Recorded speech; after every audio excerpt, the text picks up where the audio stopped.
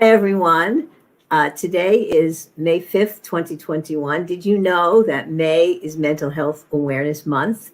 And we're very happy to have two guests here who are the directors and associate directors at Artreach, which is a wonderful health agency in Norwich, Connecticut, supporting mental health and wellness through the creative and performing arts. So we have a lot to talk to you about, and I'm going to introduce them now. First, Becca Atkins. Hi, Becca.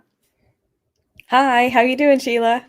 Good. It's great to see you. And give us your exact title at Artreach. I'm the executive director at Artreach. Thanks for having us Okay. on today. Okay, wonderful. And our other guest is Emma Palzier-Ray. Hi, Emma. Hello, glad to be back on the show. Okay, great. Emma, you wear so many hats as an actress, the historian, and as a director of Artreach. What is your title at Artreach? I am associate director, and prior to that, I did some theater projects with Artreach, and then have been full-time on staff about 2 years.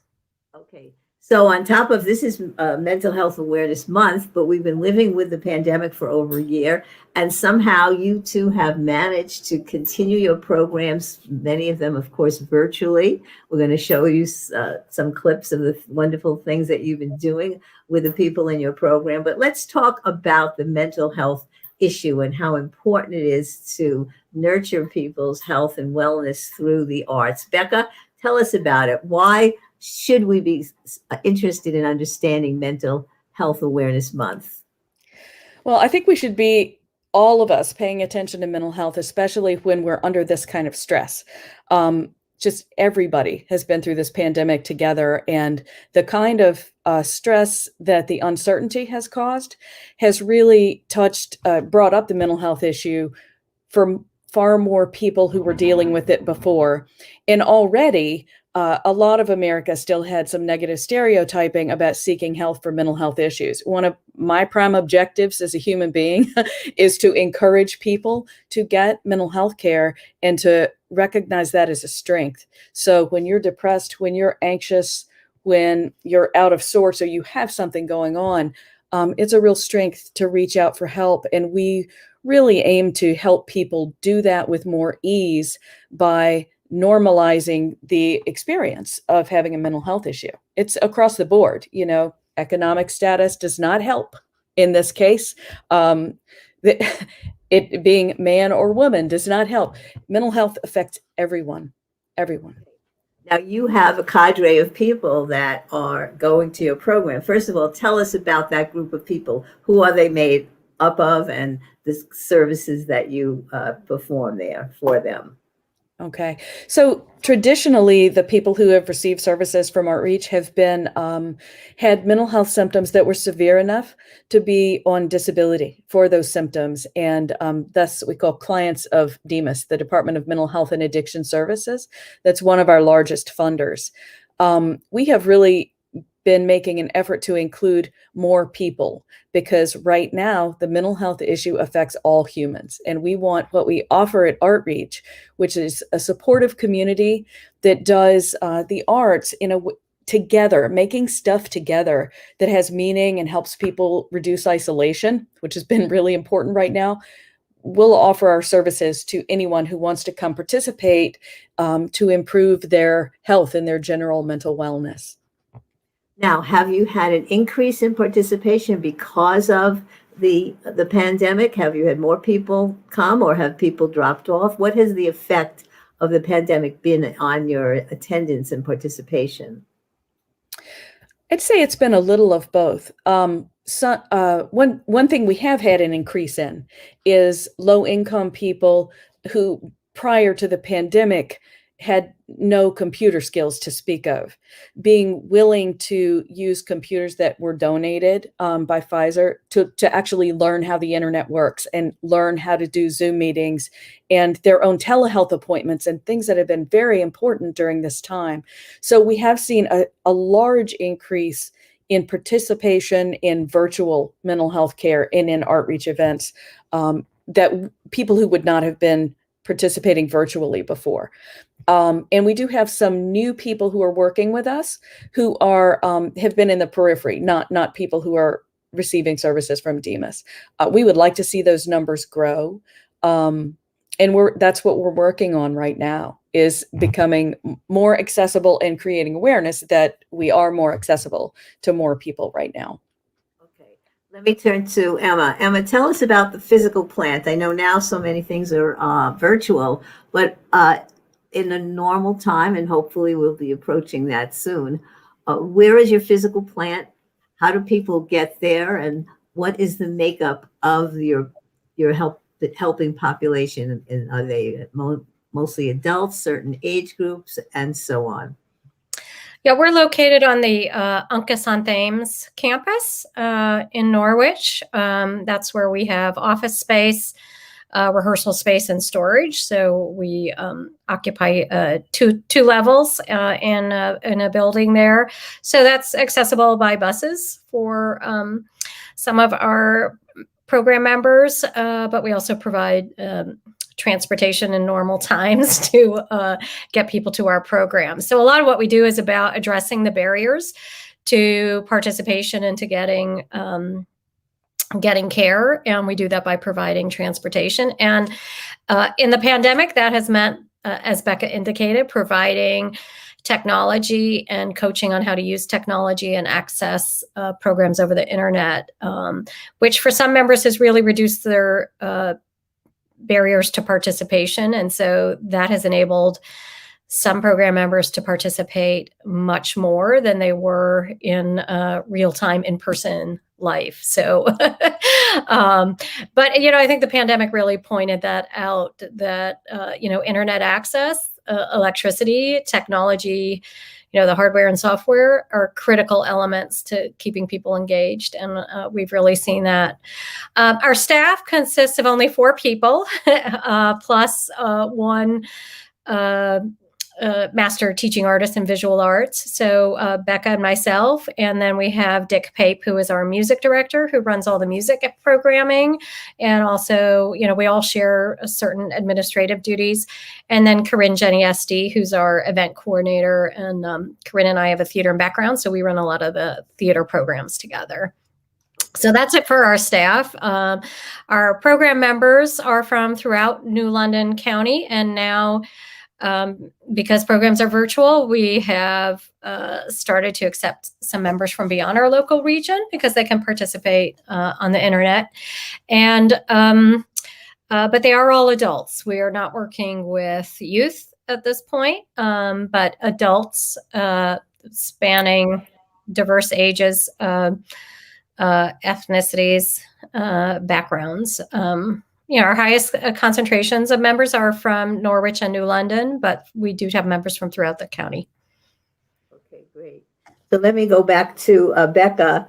Tell us about the drop in person when you have the outreach. Are people referred to outreach from medical sources, or how do they get to you? I guess that's the question. How do they find out about you? Are there referral services that do that for them?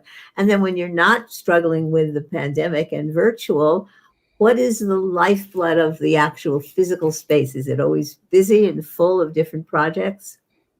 So people find out about us a lot of times from their therapists or from PHP, which is the partial hospital programs at, say, Bacchus or L&M Hospital. Quite often it's in groups, and someone in a therapy group will mention what they're doing with outreach and how much that's helping them.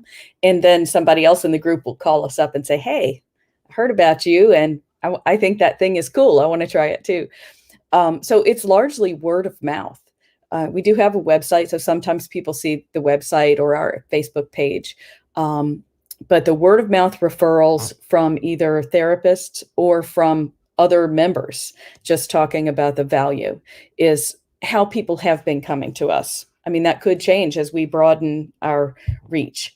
And when we're in person, I you said the word drop in, but most of our stuff is not drop in. It's actually following a schedule. So we would have the busiest times would be if we were having a theater rehearsal or a music rehearsal in person. When we're running our in-person music project, which is, we call it the Coffee House, we have a couple of bands made up of community members and program members who have chosen a song that the bands are learning and rehearsing with them. And we quite often also have an open art studio going in another room while people are rehearsing. So those are like really vibrant nights when there's music and art going on at the same time, lots of people there. Sometimes we tie it together and we'll have the art class have an assignment like expressing through whatever visual art medium they're working on, the music that they're hearing or the feeling that they're getting from that. So that's one of the vibrant times. And the other is theater. And this has been really fun for me because Emma and Corinne have really stepped into the leadership role on the theater, and they're transforming it. They're upping their game there. So when we have classes in acting and scene study or rehearsals for a show, like the Stir Crazy show that we did in person, they're, people have learned lines. They're working on the side together to get their scene ready. Or we're rehearsing in the big room. And that's always a lot of fun too. So that group experience, that we're a team working together on a common goal, when we're in person or when we're virtual, that's one of the coolest healing factors to me, is that everybody finds their role, their valued spot, how they matter in the group, and they all kind of drive the train together. Right. So I have another interesting thought. Many people feel that, gee, I can't sing, I'm a listener, I can't act, I'm too nervous to stand up in front of other people. Do people who join Artreach, do they feel they have to have some facility in theater, in artistic expression in some way? Do they have to have some form of talent? Or how do you assure them that everyone is welcome and everyone has talents that will unfold as they participate in the group? Well, one thing that we do have built in is classes. So they can up their artistic skill, but we make it clear to people. I mean, that's not a prerequisite. We do like to produce quality work, but the process is equally important to us. And so when people come in and they don't have skill yet, we make a space for them and we try to give them an appropriate skill level to participate at while they're growing and while they're taking in the support that's available to have enough confidence to do the thing, whether it's singing or acting. And that's, I think, a unique factor about Artreach, is that it's a therapeutic factor. We actively try to help people see and experience that there is support here, that you can make mistakes, and that mistakes are some of the friction that actually helps you grow. So we work on those angles as well. There's the mental health part, of the theater. So then people have more confidence and they know they're doing it together as they're growing. So everyone is encouraged to participate, no matter their level of skill. Everyone has talents if they can be practiced and rehearsed and studied. And it's important that you give them that feeling. So that's great. Emma, let me turn to you. Before we talk about what special things you had to do because of the pandemic and virtual programs, Becca talked about some of the programs that you already do in theater and so on. Give us an idea of the other breadth of programs that are done at Artreach. Yeah, we do some general wellness kind of thing. So one thing we've been doing throughout the pandemic is twice a week in the morning, we do a morning stretch that's facilitated, and we have a regular group that comes to that just to get moving and have a little bit of physical activity, recognizing the importance of that on our mental health. We have visual art classes, and our art teacher, Faith Satterfield, will kind of pick a medium or might do painting for a couple months, then might switch to drawing. Right now, we're doing a class called Demystifying Drawing, where she's really breaking it out. And that's a perfect example of this is a class that's meant to be inclusive, no matter where you feel your artistic skill level is at. She's really kind of breaking down drawing into basic shapes and taking time to nurture people and help them understand how you put something on a two-dimensional piece of paper that you're seeing and translate that into shapes and other techniques to make a drawing come alive. So we've had a whole different group kind of participating in that. We're also doing, because of the pandemic, virtual tours every week. So Dick, our music director, has taken on coordinating a virtual tour around the world. We kind of started with visiting tourist places in Connecticut that had things on their website, and then it just kind of kept going and going because people were really enjoying it. So we've been around the world in the last 12 months every Tuesday. Let me see, what else do we have? We have a social hour every week on Thursdays, so people can come to that. So we've really, for the pandemic, have a schedule where there's at least a daily activity that happens weekly, and then we sprinkle throughout that one-time sessions of, particular workshop. We've had some guest theater artists. We're doing a monthly music moments. That's kind of a music history program. So we might do some one-off events to fill out the calendar. Sometimes watch parties where we'll all go and watch a concert or a play online together, and then we can talk about it afterwards. We also have creative writing groups. Right now, our focus is poetry. We've done some playwriting and other things as well. What was the other thing I was just thinking of with writing groups?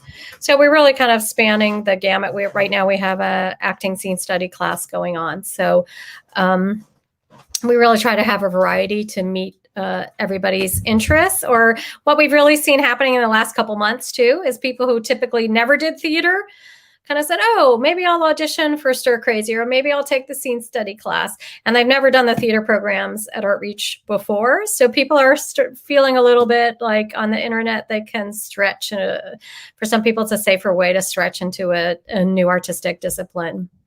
Yeah, it's interesting how you watch so many singing and orchestra, and everybody's got their little square on the Zoom screen, and people can feel more confident in the way making music together that way. It's interesting how maybe there are some benefits to the Zoom culture that we seem to be living in.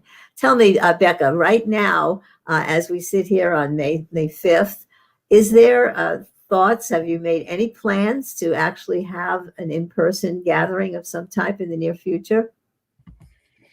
We have been talking about meeting in person in the future, and one specific aim that we're working toward is doing something live outside with music on June 21st for Make Music Day.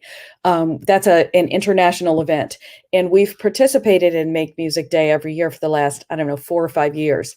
But now the region is really is getting a lot of support for doing that. And the object of that day is for people to participate in making music who either do it for a living or who never have done it before and who just want to make music. So it's some very small events and some big, but we've really been working as a team to discuss how to do this live and safely. So it's probably going to be outdoors. It's probably going to be masked and distance, but it's still going to be music. And, we're in constant conversation about that. Right, sure.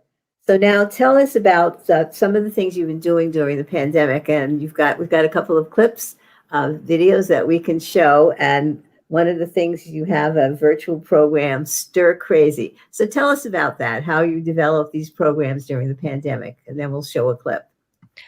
So we started really shortly after the pandemic, as we had some grant applications that we were preparing, and said, oh, now what do we do with these? And so we brought our theater folks together and had a discussion and quickly kind of said, well, can we do a radio play? What kind of play can we do online? And we got some funds for it. And over the summer began writing a sketch comedy show that we would do virtually, or we could do it in person at the time if that's what, we were going to be able to do. Of course, it all ended up being virtual. So we wrote the script over the summer because of the nature of things. Corinne and I wrote all the sketches rather than bringing a group together in a room. That's what was kind of doable at this particular point in time. And by the fall, September, I think the end of September, we had auditions, and we had a group audition on Zoom. And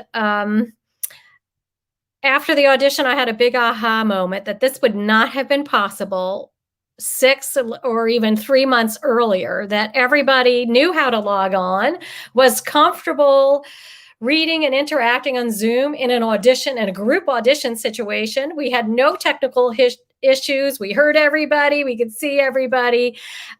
So we had a very successful group audition and callback. And then we went into rehearsing for a couple months. And we had, I think, 7 sketches that we wrote and rehearsed. And, each sketch had its weekly rehearsal time. And then doing theater online, we had to implement then figuring out the technical elements, and every actor got a bag that might have included an Ethernet cable if they needed that to ensure that their internet connection was stable, any props that they needed for the sketches they were in, mostly people provided their own costumes, but if there was a specific costume piece they needed, in some cases, lighting instruments to make sure that people had ample lighting. So that then when we got into technical rehearsing, everybody had the things that they needed to be set up. And then we recorded some elements of the show. We recorded them performed live as if it was in theater, but then so that when we live streamed it, we didn't have to worry about technical issues or have that added stress and anxiety about, is my internet going to work while I'm performing live, for any of our cast members. And then we were live streamed the show January 22nd and 23rd. And the amazing thing about virtual theater is we had nearly 1,000 views from people all over the country. So our local fans were able to see the Second Step players, but also friends and family from around the country. So for some of our members, family and friends of theirs who live in other parts of the country were able to see them in Second Step players for the first time. So that was a real gift. That's terrific. So this is Stir Crazy. And now can we show the clip for Stir Crazy? I think we're going to do the Agoraphobic Paradise. And let me say, this was co-written by myself and Corinne Geniesti, and it is performed by Sam Bliven with original music by Dick Pape. Okay. Enjoy.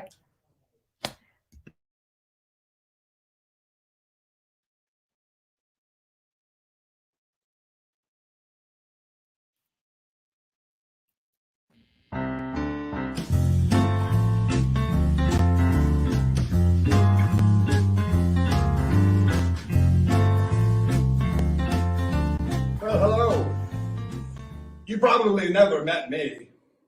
I'm your friendly neighborhood agoraphobic here, with my top 10 tips and tricks on surviving quarantine.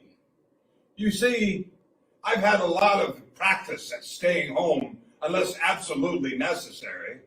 Years, actually. Well, decades. And now I'm here to share some of my advice on living a successful home life with you all. Number 10,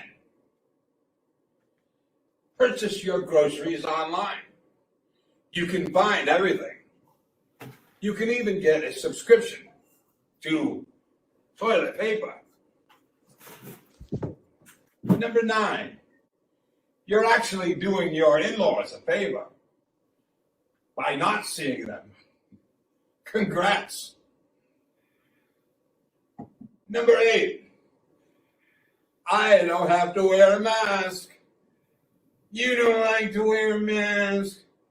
Then stay home. Number 7, you can talk to yourself all you want. Nobody will question it. What? Unless you question it. Number 6, you can wear your pajamas all day long.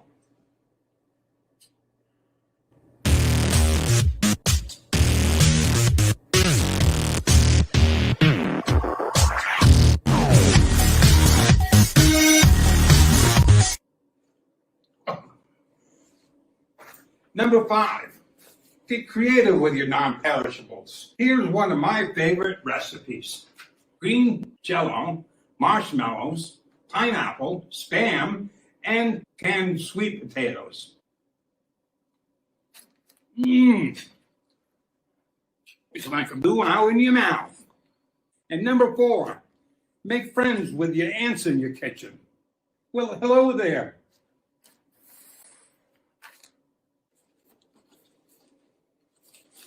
Number 3, reduce your water bill. Shower once a week. Who cares? The ants won't. Number 2, you can wear your favorite shoes no matter what season it is. And number 1, crank up the music and dance.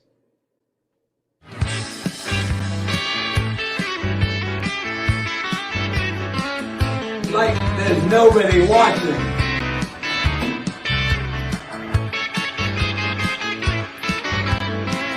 'Cause they're not.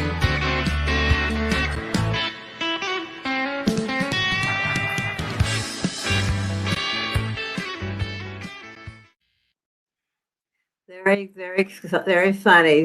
Very nice. Becca, why don't you tell us a little bit about that gentleman and that performance? So that piece featured Sam Bliven, who has been a long time Second Step Players participant, and Sam has served on the board of Artreach and is just loved by everybody who comes. They expect to see Sam on the stage at a Second Step Player show. So we were very happy that he was able to participate in the show virtually.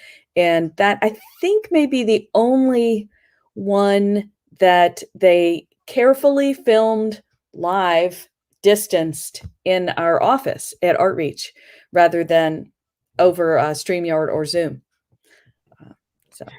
Yeah, so we did, so we kind of make accommodations for people. That's part of what we do at Artreach. And we knew Sam was having difficulty with internet access and participating in programs virtually. But we knew he had to be part of a Second Step Player show. So we were cognizant of casting him in a monologue so that if we didn't get the virtual stuff worked out, we would be able to rehearse and record him in person. So we had 3 people socially distanced in the room, Corinne, myself, and Sam, and we're able to produce that sketch that way.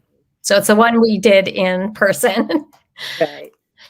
So Becca, now that this is Mental Health Awareness Month, are you having some special programming? And I have another question. Are you getting into any associations with other groups in the area who are also commemorating Mental Health Awareness Month, so that there'll be other community things that you may also participate in?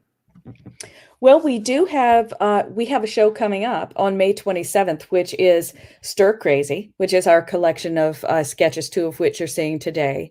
And I'll be hosting that live on May 27th at, I believe, 7 p.m. in collaboration with the Otis Library. So that will stream live on Facebook, on Artreach's Facebook and YouTube, Artreach's channel, as well as Otis Libraries. And that we're happy that's happening because we always do Mental Health Month with Otis Library. We usually have an art show as well as do some sort of a live event, whether it's a poetry reading or some of our sketches live. Let me think, who else I would have to throw to Emma and say, are we collaborating with anyone else this month? Which I think is the other part of the question. There are a lot of people who have Mental Health Month stuff going on, and we are going to, cross-pollinate and share that information with our program members. Emma, do you have anything you want to add to that? Nothing is coming to mind. Okay. Except for being here on this show. So Okay. All right. Well, you have a second clip. Is it also part of the Stir Crazy project, right? Yes. Yeah. Okay, and let's play the second clip, which is about a virtual pet, and then we'll turn to Becca again to describe what we just saw and who participated. So, producer, can we see the second clip?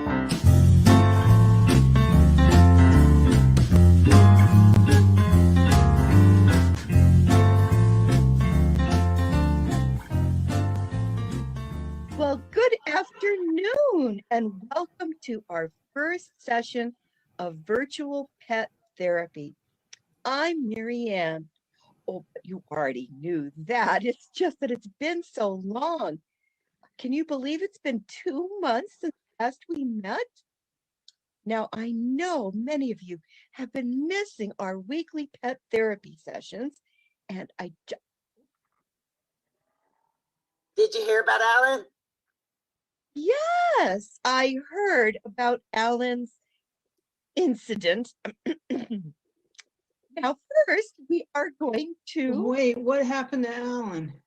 Well, he snuck into Valley Pet Zoo, and then he tried to sneak into the goat pen, and but the goats got scared, and so then they fainted. But he thought they were dead, and then he called 911.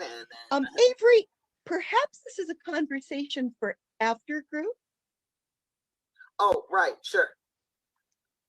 Very good. All right. So we have a smaller group today since Alan is still waiting to make bail. And so it's just Chris, Avery, and Bonnie.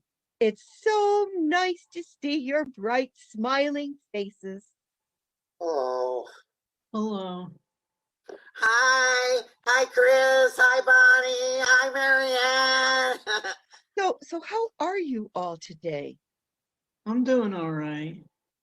Hey, Avery, why didn't you return my call? Oh, I was binge watching Tiger King, and then I just got lost for a week. Oh man, I love Tiger King. Do you think Carol Baskin killed her husband? Oh, absolutely. Okay, let's get started. You have your animals ready? Excuse me, Marianne, I don't have a pet. Yeah, my apartment complex is strictly no pets allowed. Oh, okay. Then why don't you just grab something that's between 5 and 15 pounds, like a sack of flour. Could we do something other than flour? I failed my flower baby project in health class. And honestly, I feel very triggered right now at the thought of cutting some flour right about now. Oh, okay. Well, then how about let's Wait. You have flour? Yeah. Hey, I'll trade you my real pet for a bag of flour. Well, I'm not allowed to have any pets, but how about that dog you always bring to group? folks, bartering can be done after group. So why don't you go grab your animal or animal substitute? Anything that's compact and has a little weight to it will do.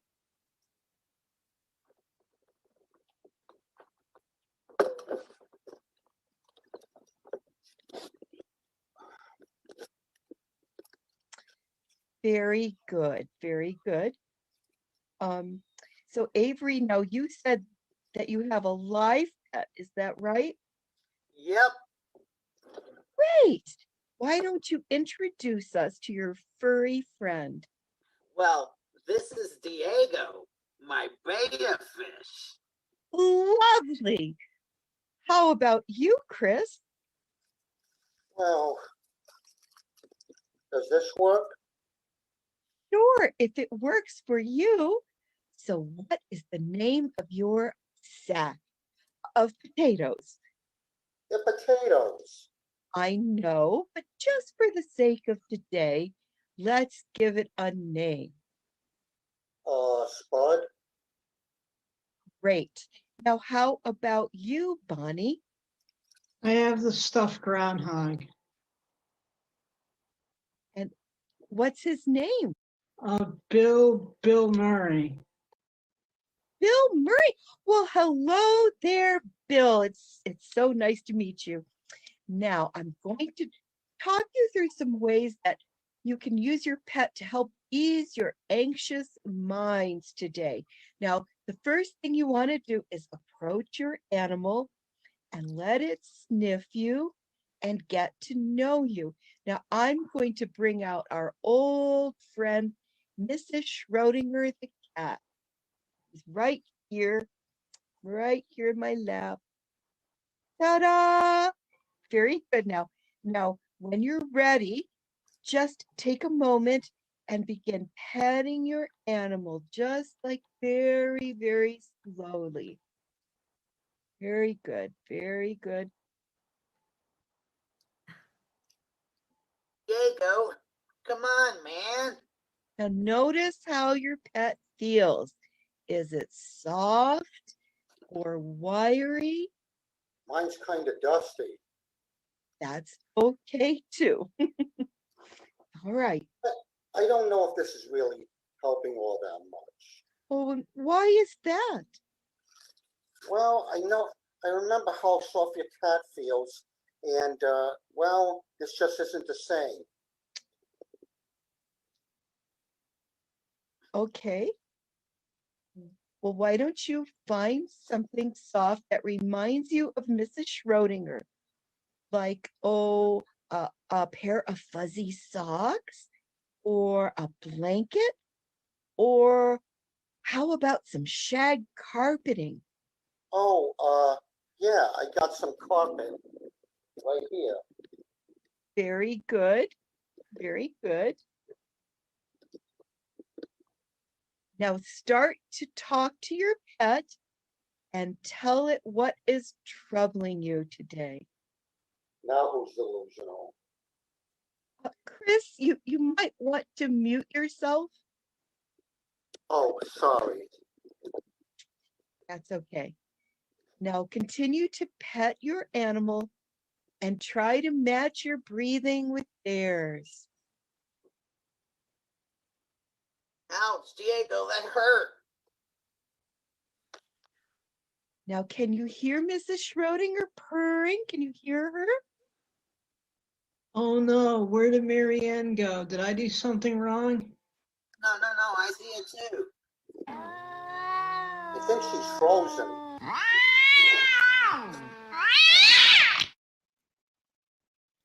So, same time next week.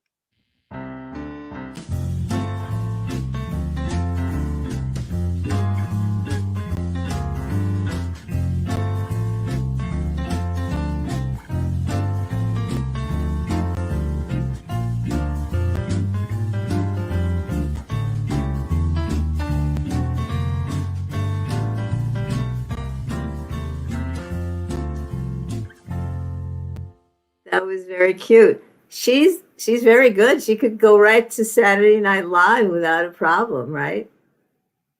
Tell us about the people in that, Becca, and their work there. So let's see. Most of the folks in that particular sketch have been working with us off and on for a long time. And we also had a member who that was the first theater experience for her, which was kind of fun for us to have her in there. But one of the things that I just want to give a shout out to Emma and Corinne and, everybody who participated working on this show, putting these sketches together.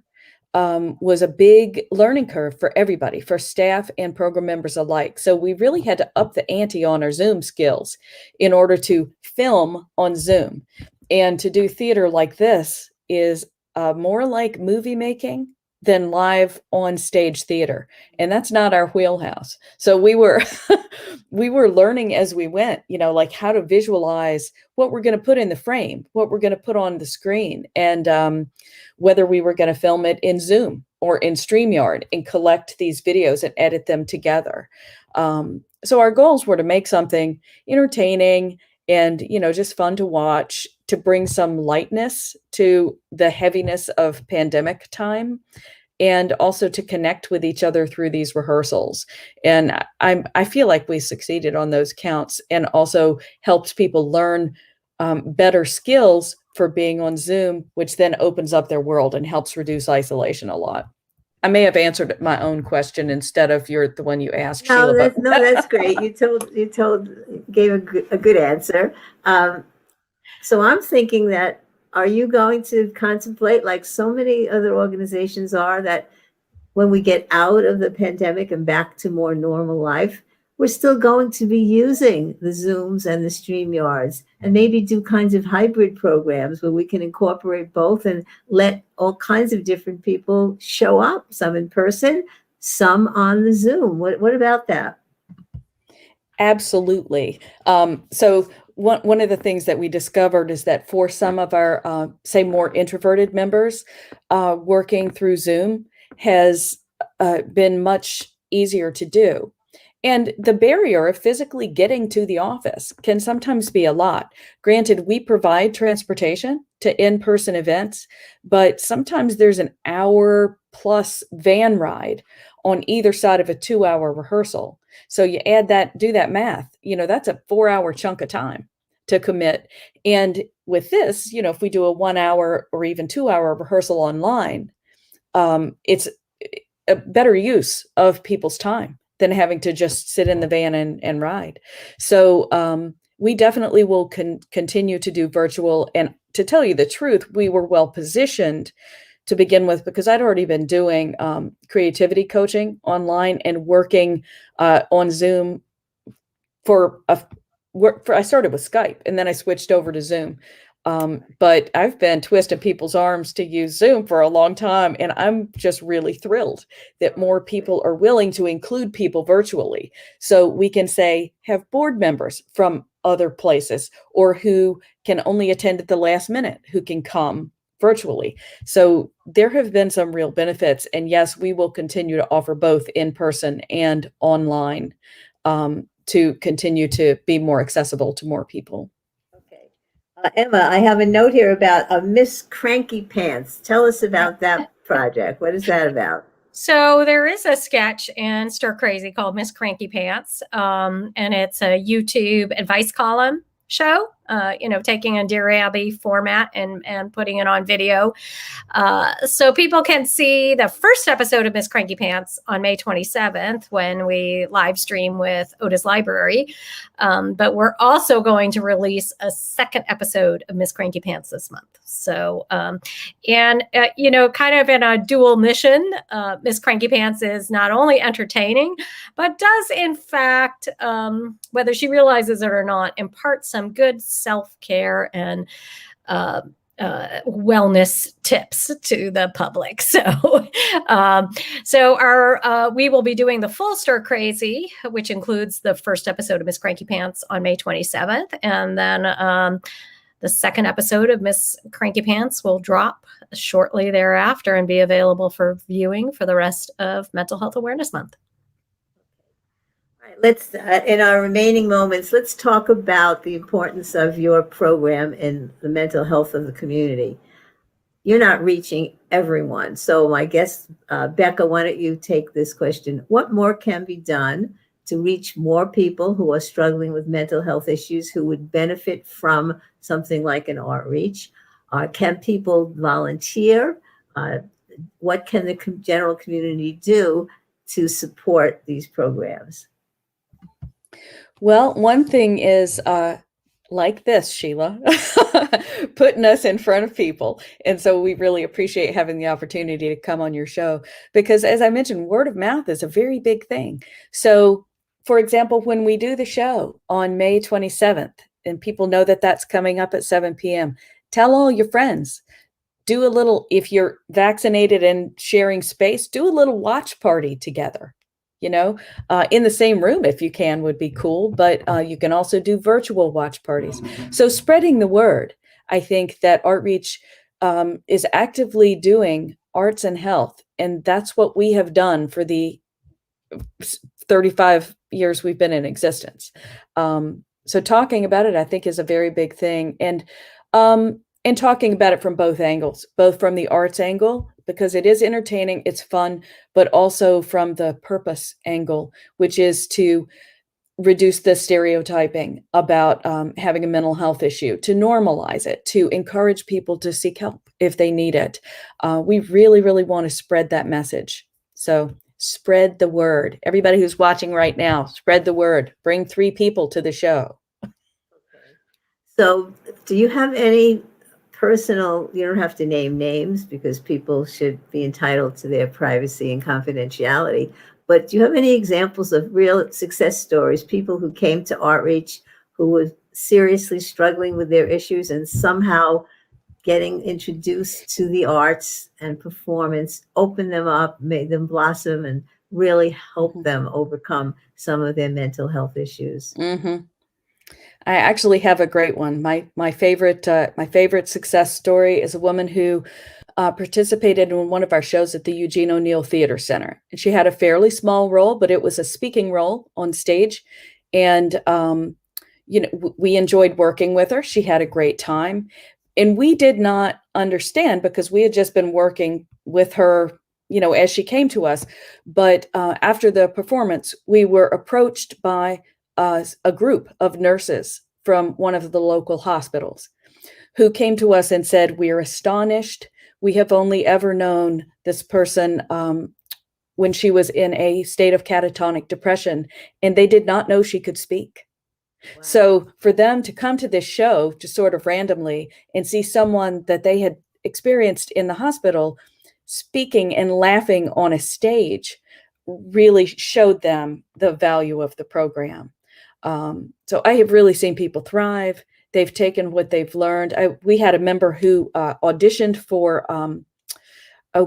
for American Idol. I'm confusing if it was American Idol or The Voice, but I believe it was American Idol. And didn't get onto the show, but was able to audition for them and speak to people. And I mean, that's a pretty big thing to have the courage to do. Right. So I'm really proud of our members. That's great. Emma, I'd like you to comment on that because you do performance art, impersonating historical characters, and you know how important art is to developing your self-esteem and so on. Why don't you talk about the importance of Outreach in helping people do that? Yeah, what people have shared with us in the time that I've been with Outreach is just how much being part of the community keeps people going. And when they're having a rough time, having that Outreach family really supports them. And also having that creative outlet, whether for an individual it's drawing or singing or what have you, that getting to come together with their peers and have some artistic expression makes all the difference in terms of how their days are going.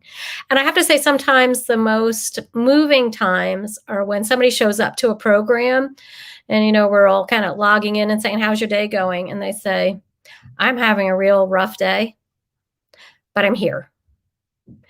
And, by the end of that hour, their mindset has turned around and they've accomplished something and feel better about how they're going to face the rest of the day. And some of the associations that the participants have in the Outreach program, do they branch out into friendships outside of Outreach where they become friends or invite other friends and family members to be part of their group of associations? How does that work? Sure. I think there are a lot of social relationships among the Outreach members, and occasionally, inviting a friend from outside to come and join Outreach, certainly. So it's a very, for folks that have been in a while, especially, there's some very important social relationships and supportive relationships there, and a genuine caring for each other. I think when I first worked with Outreach, that was evident, the amount of support that all the members gave each other in their artistic process, as well as in their, whatever is going on in their lives, is very strong, and one of the key elements and special things about Outreach. All right, let's conclude with some final summaries from Becca and then from Emma. So Becca, you go first. What have you not told us that we need to know about Outreach, or what's the most important thing that we should know, and other points? Give us the website or other information that we need. Okay. First, I'll give you the email where you can get me, which is artreachheals@gmail.com. It's artreachheals@gmail.com. And our phone number is 860-887-0014. And our website is www.artreachheals.org. You can also find us at creativityishealing.org. Either one of those addresses works. Don't forget about the show coming up on May 27th at 7 p.m. on ArtReach's Facebook page. And the handle there is ArtReach Heals. That's how you can find us on Facebook. And Instagram. And Instagram. Yep. So yeah, Emma, I'll just go on and pass the ball to you now. You ready? Yeah. Okay.